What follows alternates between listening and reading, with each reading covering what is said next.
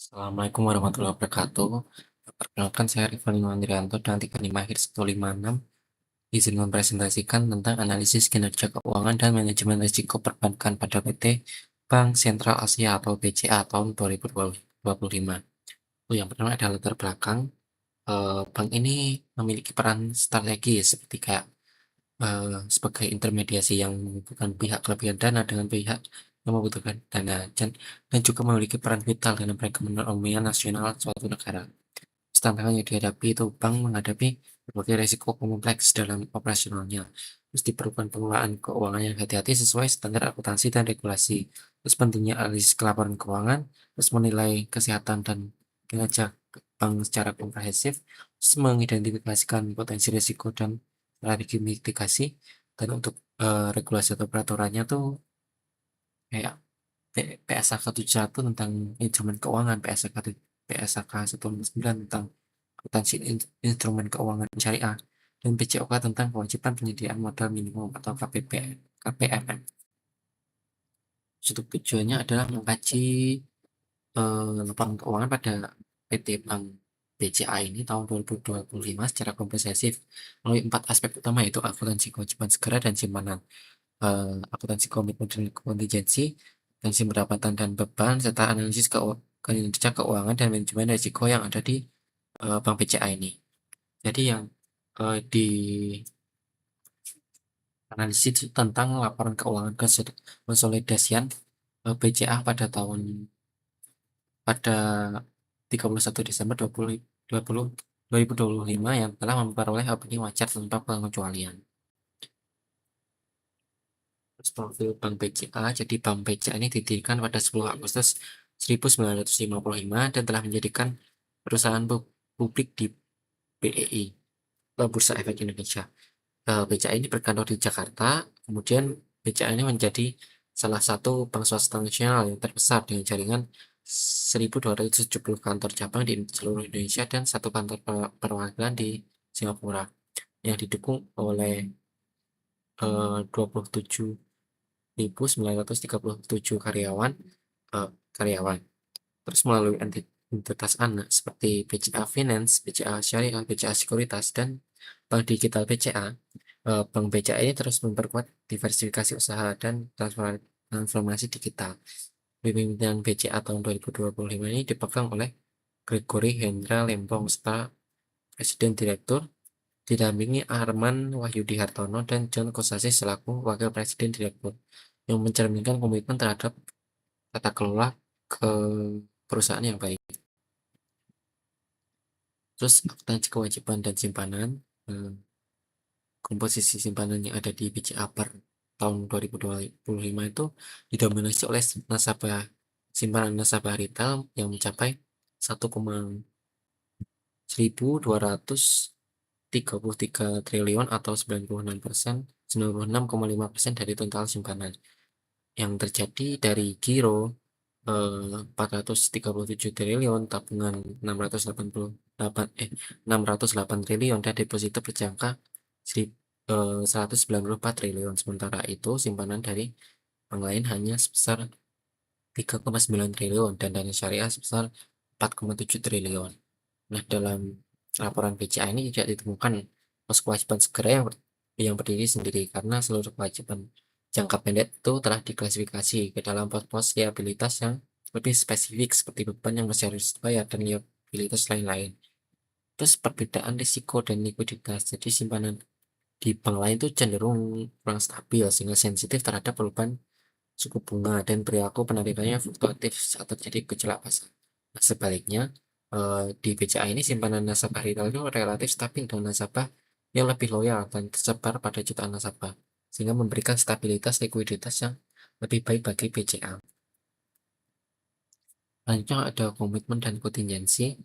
Eh, yang pertama ada identifikasi transaksi administratif. Jadi transaksi komitmen dan kontingensi BCA mencakup fasilitas kredit yang diterima dan belum digunakan sebesar 3 triliun. Nah, fasilitas kredit kepada nasabah yang belum digunakan komited sebesar 3,349 triliun, letter of credit tidak dapat dibatalkan 10 triliun, serta bank garansi yang diterbitkan mencapai 29 triliun. Nah, Bank BCA ini juga mencatat estimasi kerugian, komitmen, dan kontingensi sebesar 2,8 triliun yang terbagi dalam 3 stake sesuai PSK 71. Terus alasan pencatatan dan risiko sistemnya. Jadi transaksi rekening administrasi itu wajib dicatat karena memiliki potensi konversi menjadi aset atau liabilitas nyata di masa depan, seperti pencairan fasilitas kredit atau bank garansi yang dicairkan akibat one prestasi debitur. Nah, pengungkapan ini juga diperlukan untuk transparansi kepada kepentingan serta kepatuhan terhadap regulasi OJK. Risiko sistemik yang timbul ini dapat meliputi risiko kredit tersembunyi, dampak terhadap kecukupan modal yang direalisasikan secara simultan, terus tekanan likuiditas akibat pencairan tiba-tiba, serta perhitungan ATMR yang mempengaruhi risiko KPMM bank. Pendapatan dan beban, kebijakan melakukan pendapatan bunga di BCA. Nah, BCA ini menerapkan suku bunga efektif atau EIR dalam mengakui pendapatan dan beban bunga. Nah, pendapatan bunga dan aset keuangan yang diukur pada biaya perolehan diamortisasi dan FVOCI dihitung menggunakan EIR, sedangkan untuk aset keuangan yang mengalami penurunan nilai stake 3 pendapatan bunga tetap diakui berdasarkan suku bunga yang digunakan untuk mendiskonto arus kas pada masa mendatang. Terus perlakuan berdasarkan stake PSK 71. Terus apabila kredit tergolong stake 1 atau stake 2, bank tetap mengakui pendapatan bunga secara akrual penuh disertai dengan pencadangan berdasarkan ECL 12 bulan atau lifetime.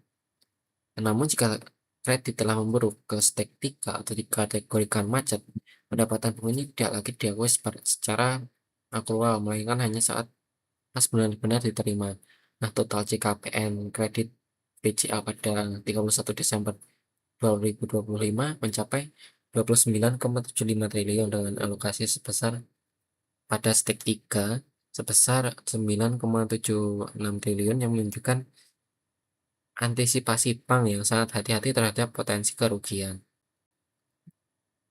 Terus analisis risiko keuangan. Jadi ini ada ringkasan perhitungan mengenai rasio keuangan yang ada di BCA. Nah, untuk CHR itu memiliki hasil 29,76% yang berarti bahwa sangat kuat dan di atas ketentuan minimum. Terus NIM atau Net Interest Margin itu 5,63% yang menunjukkan baik terhadap efisiensi intermediasi. Terus NPL bruto 1,65% ini sangat baik di bawah batasnya yaitu 5%. Terus NPL neto 0,67% yaitu sangat baik. Terus ROA 3,79% atau eh, dikategorikan tinggi yang menunjukkan profitabilitas baik. Terus BOPO 36,38% berarti sangat efisien. Nah, pertumbuhan aset dan laba di BCA ini tumbuh sebesar 9,5% menjadi 1.587 triliun, sementara laba bersih meningkat 5% menjadi 57,56 triliun. Nah, BCA ini menunjukkan kinerja keuangan yang sangat solid dengan seluruh indikator rasio berada pada level yang sangat baik dan jauh melampaui rata-rata industri perbankan nasional. Terus manajemen risiko perbankan. Yang pertama ada 3 risiko utama yang ada di perbankan. Yang pertama ada risiko kredit. Nah, risiko kredit ini merupakan risiko terbesar yang mengingat yang kredit yang diberikan tuh mencapai 61% dari total aset. Ya. Terus dengan NPL bruto yang terjaga di angka 1,65%.